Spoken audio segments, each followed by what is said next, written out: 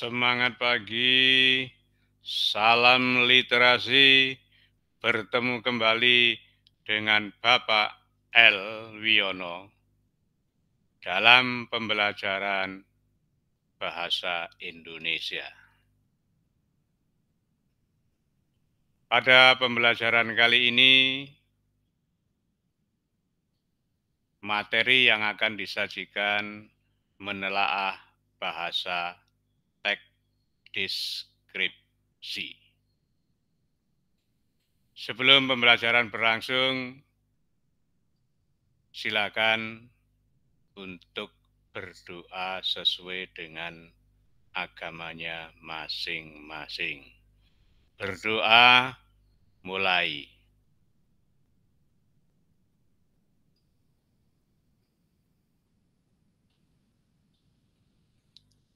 Terima kasih anak-anak, semoga kita tetap semangat, jaga protokol kesehatan. Pada materi ini menelaah teks deskripsi sesuai dengan KD yang pernah saya bahaskan,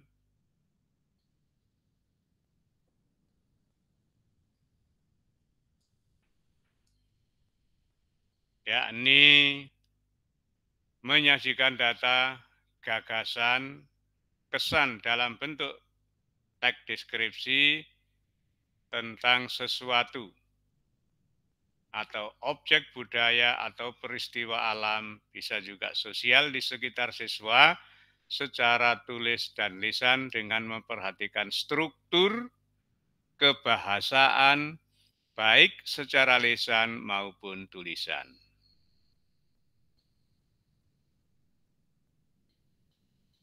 Nah, bagian yang ingin dicapai setelah mencermati model teks deskripsi, Ananda dapat menyimpulkan prinsip-prinsip penggunaan kata atau kalimat dalam teks deskripsi yang tersaji dengan tepat.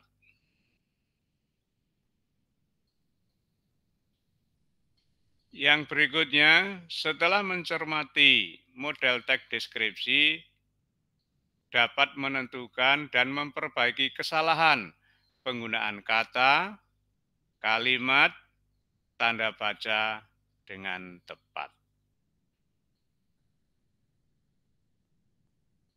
Itu dua tujuan yang ingin dicapai di dalam pembelajaran kali ini. Lanjut. Penggunaan kalimat rincian di dalam teks deskripsi. Kalimat rincian ini digunakan untuk menjelaskan objek agar menjadi lebih konkret.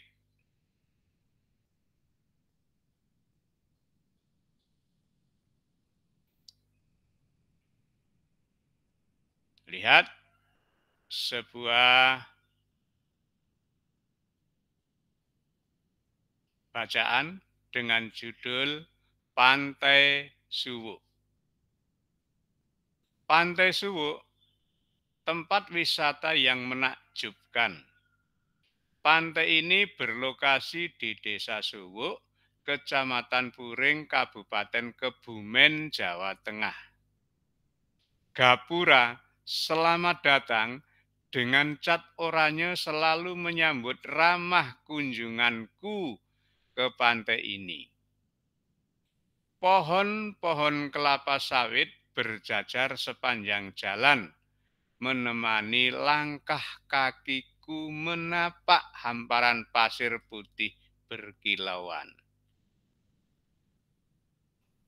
Birunya air laut dan perahu-perahu nelayan bagaikan komposisi yang membentuk noktah-noktah kecil di batas cakrawala. Ombak putih berbuih, bergulung-gulung menjadi lambang kesucian alam yang harus tetap dijaga. Di sebelah barat terdapat batu-batu besar yang disusun memanjang menuju bibir pantai sebagai wahana bagi para pengunjung yang ingin memancing. Yang menarik adalah pemandangan pegunungan kapur yang memanjang dari utara sampai selatan dan pegunungan itu berakhir di pantai itu. Warung-warung bambu dengan jajanan khas mereka berjajar di tepi pantai, siap menggoda perut-perut yang sedang lapar. Berkunjung ke Pantai Suwuk menjadi tidak sempurna jika tidak menyempatkan untuk mampir sekedar menikmati makanan khas di pantai ini. Minuman segar kelapa muda menghapus rasa haus. Para pengunjung seperti disuguhkan jamuan sembari menikmati lukisan alam yang menakjubkan. Keberadaan Pantai Suwuk yang indah memang belum begitu populer seperti tempat wisata pantai yang sudah ada selama ini. Pantai Suwuk ini masih perlu dipromosikan supaya banyak wisatawan berkunjung.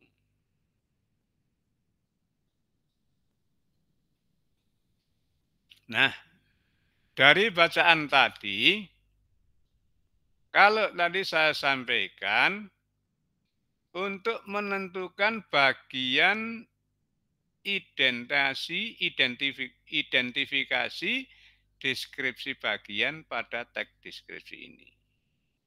Ya, atau tadi saya sampaikan menggunakan kalimat perincian.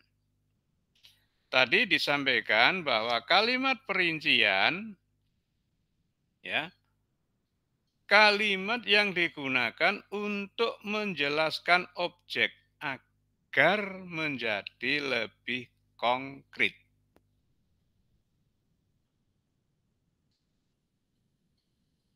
Kalian disuruh menentukan bagian mengidentifikasi dan deskripsi bagian. Sama ya. Coba kita lihat paragraf yang ke-1 ini. Pantai Suwuk. Tempat yang menakjubkan. Kemudian kalimat kedua ada. Pantai ini. Ada kata ini. Ya, pantai ini. Yang dimaksud pantai ini pantai apa? Tentu saja Pantai Suwuk. Ya, Pantai Suwuk. Kalimat ketiga. Lagi diucapkan dengan ini. Kunjunganku ke pantai ini. Nah, pantai ini. Ini yang dimaksud juga masih Pantai Suwuk.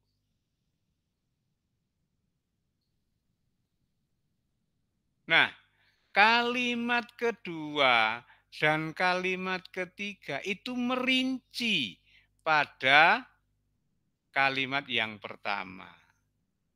Jadi kalimat Pantai Suwuk ini diperinci dengan pantai ini. Ya. Diperinci lagi kalimat kedua dengan pantai ini. Nah, ini yang dimaksud dengan kalimat perincian, merinci. Jadi ini yang intinya, kemudian dipertegas, ini kalimat ini yang kedua dan ketiga ini untuk memperjelas rincian pada kalimat yang pertama. Ya. Jadi ketika kalian menemukan bagian-bagian ini bisa kamu tentukan. Deskripsi bagian kalimat rincian. Oke. Next, berikutnya. Pada bahasan yang berikutnya kalimat serapan panca indera. Ini yang kita bahas. Ya. Kalimat panca indera.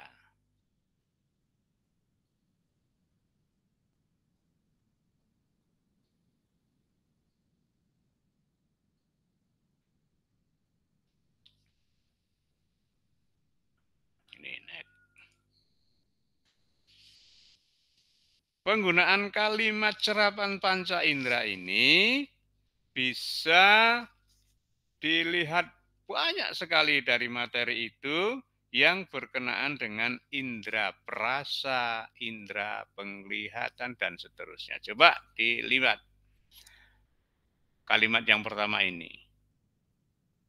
Pantai Suwuk tempat wisata yang menakjubkan. Menakjubkan. Ya. Pantai ini berlokasi di Desa Suwuk, Kecamatan Puring, Kabupaten Kebumen, Jawa Tengah. Gapura selamat datang dengan oranye selalu menyambut ramah, menyambut ya rasa seolah-olah bahwa kamu itu disambut berarti ada rasa. Pohon-pohon kelapa sawit berjajar sepanjang jalan, penglihatan ya. Lihat seolah-olah kamu melihat bahwa di situ ada pohon-pohon kelapa sawit berjajar di sepanjang perjalanan. Nah, ini yang dimaksud dengan panca indera. Indera apa? Ketika melihat kalimat pohon-pohon kelapa sawit berjajar sepanjang jalan, penglihatan. Kamu seolah-olah diajak untuk melihat bahwa di situ ada pohon kelapa sawit. Itu yang dimaksud dengan penginderaan. Nah, penginderaan itu tidak hanya rasa, tidak hanya penglihatan, ya, bisa juga pendengaran. Ya, mendengar, pendengaran. Perabaan. Itu yang dimaksud dengan penginderaan.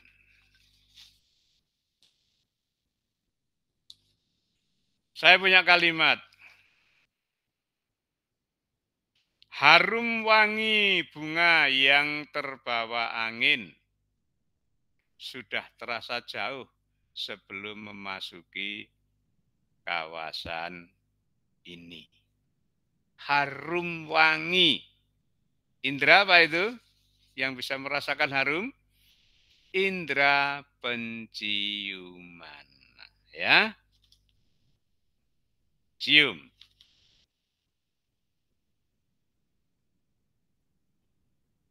Contoh lagi, kalimat yang berbeda dari materi ini, supaya khasanahnya lebih luas.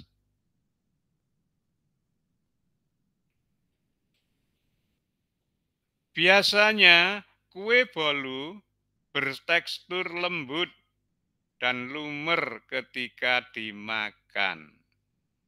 Indra apa itu yang dimakan? Rasa. Perasa. Ya, mengecapi, merasa. Nah, itu indra-indra yang digunakan dalam penggunaan bahasa. Kalimat serapan panca indra.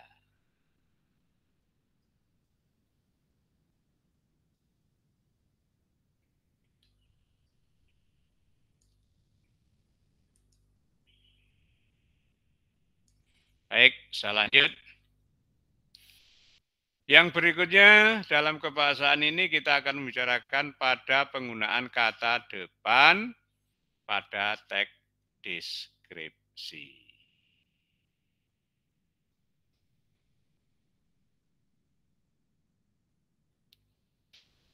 Kata depan atau yang disebut dengan preposisi ya adalah kata yang menandai berbagai hubungan makna antara konstituen di depan preposisi tersebut dengan konstituen di belakangnya.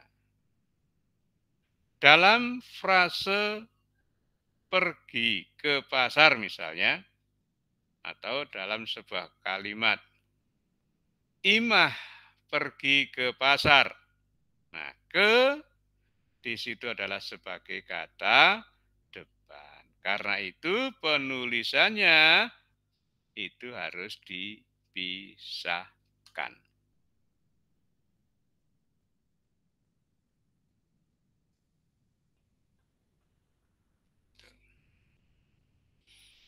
Di, dan, maaf, dari, pada, di, ke, dari, pada. Keempat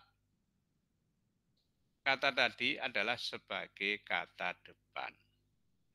Karena itu penulisannya harus dipisahkan.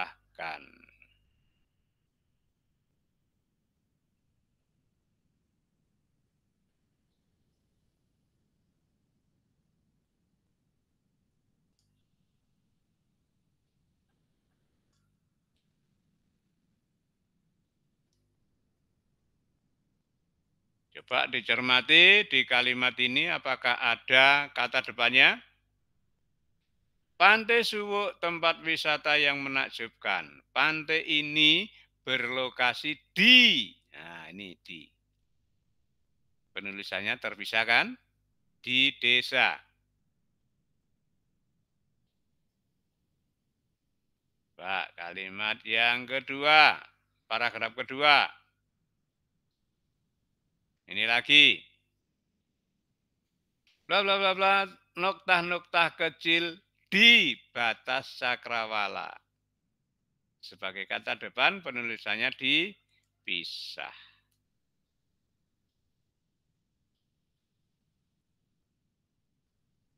Ini lagi.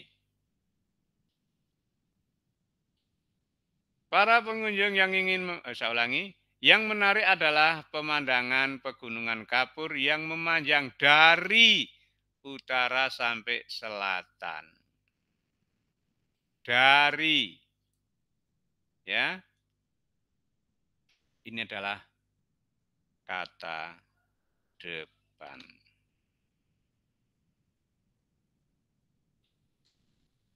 Baik. Yang kedua, yang berikutnya, maaf, ini ada yang tertinggal, kata berimbuhan dalam teks deskripsi. Ya, kata berimbuhan. Imbuhan dalam bunyi bahasa ditambahkan pada sebuah kata di awal, bisa di akhir, bisa juga di tengah atau gabungan.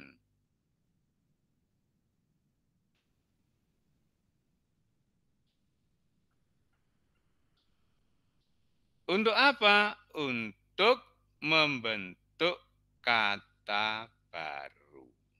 Jadi setelah mendapat imbuhan itu akan membentuk sebuah kata baru. Coba kamu cermati kata ini, menakjubkan, berlokasi,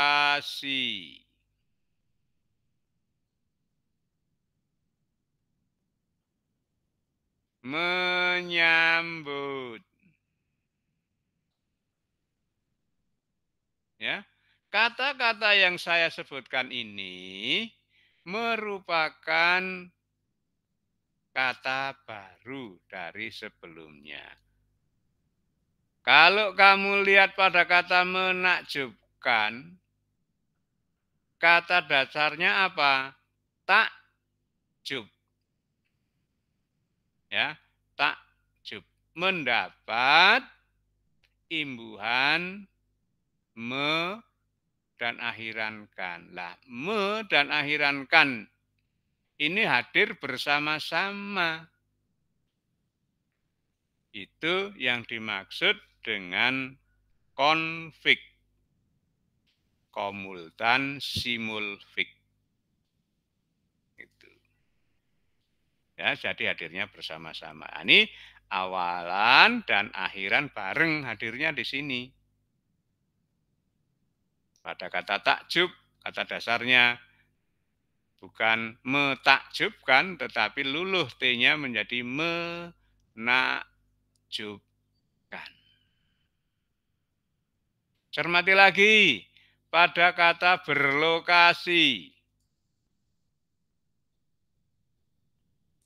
Ini mendapat awalan kata dasarnya lokasi. Ya, ini yang dimaksud imbuhan berlokasi.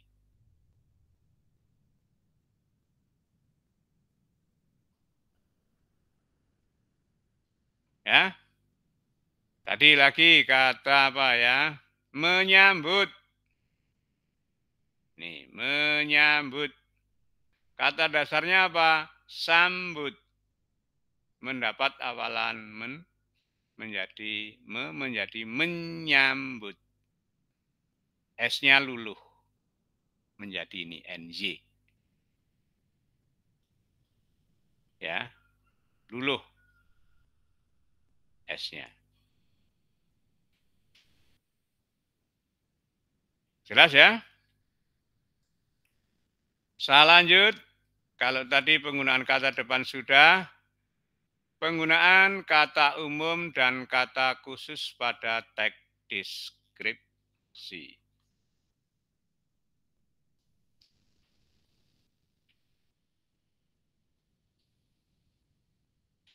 Salah satu jenis golongan kata dalam bahasa Indonesia adalah kata umum dan kata khusus. Kata umum adalah kata yang memiliki ruang lingkup luas, masih dapat diperinci atau dijabarkan lebih jauh. Sementara kata khusus adalah kata yang memiliki ruang lingkup kecil dan terbatas.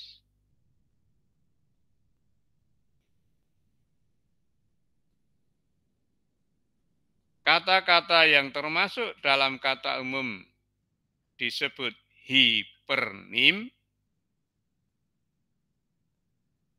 Kata yang termasuk dalam kata khusus disebut hiponim. Ya.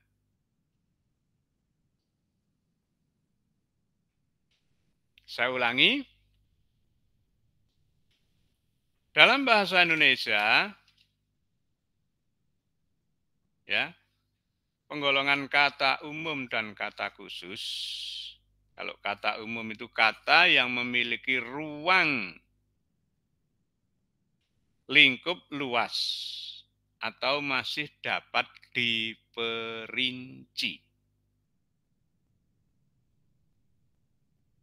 Ya. Sedang kata khusus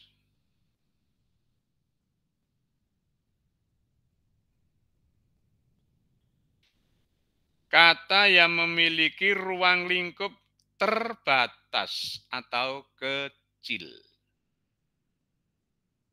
Terbatas atau kecil. Kata yang termasuk dalam kata umum disebut hipernim. Kata khusus disebut hiponim. Indah.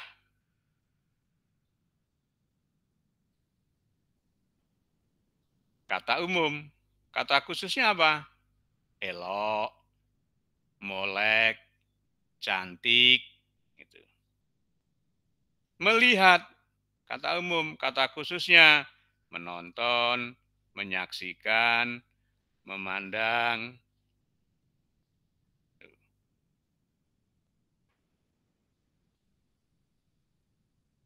Itu kata umum dan kata khusus. Lanjut.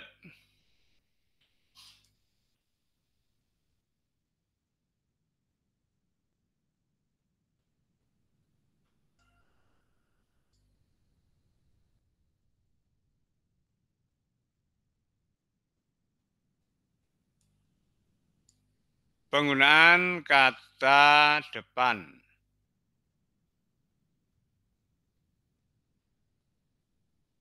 Di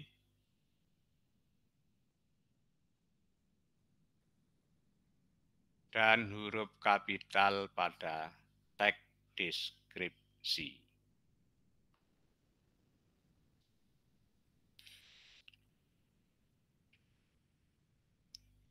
Teks deskripsi, huruf kapital dalam teks deskripsi ini digunakan satu, pada huruf pertama unsur nama orang. Yang kedua, nama bangsa.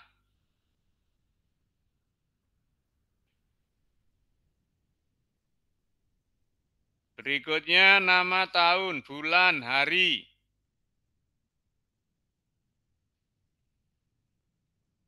Nama geografi.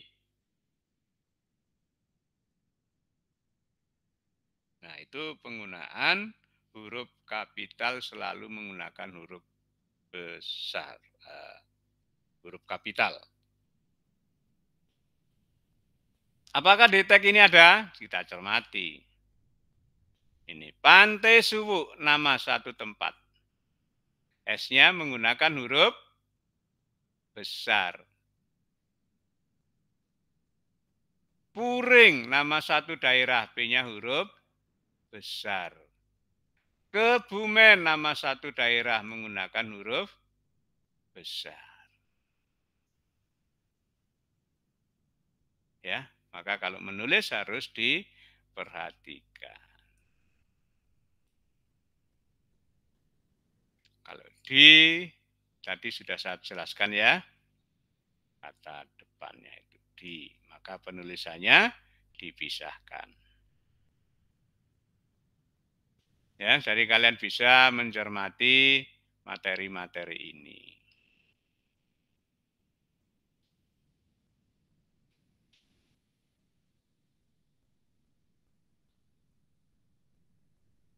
Tentang huruf kapital pada teks deskripsi.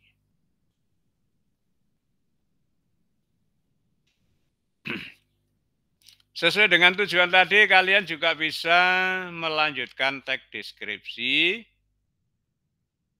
pada kalimat yang masih rumpang. Ini ada sebuah bacaan. Rumahku di Jalan Sunan Bonang 12 Jambi. Di halaman rumahku terdapat pohon mangga yang ditanam oleh ayahku sejak 5 tahun yang lalu. Rimbunan daun pohon membuat suasana di sekitaran rumahku sangat sejuk dan segar. Ayunan digantung pada tangkai batang pohon membuatku sering bermain di sana. Aneka bunga yang diletakkan di depan rumah juga menambah selera mata untuk selalu melihatnya. Lah kalian bisa melanjutkan dengan bahasa kalian sendiri. Ya. Kalimat rincian tadi sudah saya jelaskan. Ini contoh. Badak bercula satu adalah salah satu hewan yang hanya dapat ditemukan di Indonesia. Binatang ini bermoncong. Nah, ini kalimat penjelasannya. Badannya besar dan ya, di bagian-bagian ini nanti kalian bisa merinci.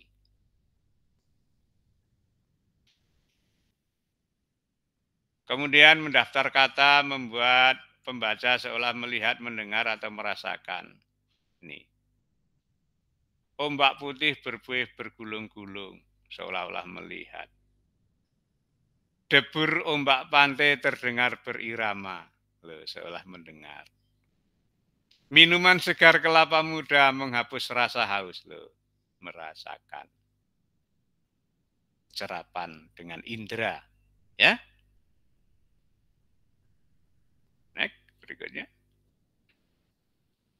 Mendaftar kata berimbukan, menyerupai. Ini, ya, bisa kamu sebagai latihan di rumah. Tadi sudah saya jelaskan. Kata depan di kalimatnya. Ya, ini sebagai latihan saja bisa.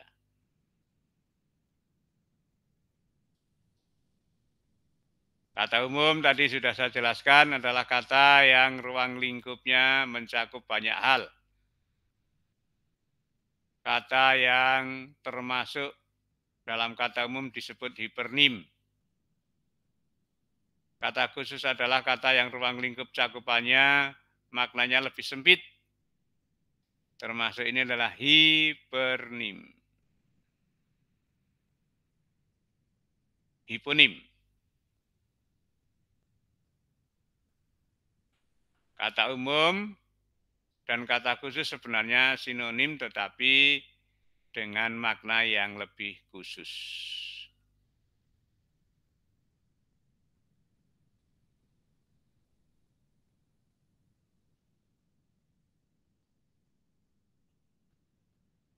Berikutnya, kamu bisa mengunjungi kalimat itu pada bahasa ini, bacaan tadi, mana yang kata umum dan mana yang kata khusus sebagai latihan.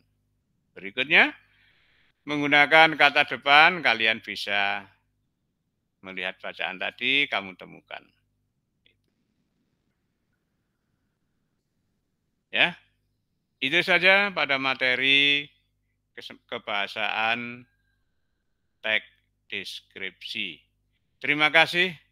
Sampai ketemu kembali dengan pembelajaran Bapak Elwiono. Salam literasi, salam sehat, tetap semangat. Bila materi ini cocok atau sesuai dengan kalian, silakan like, jangan lupa subscribe, beri komen, dan bunyikan lonceng. Jangan lupa share kepada teman-teman kalian. Terima kasih, tetap semangat.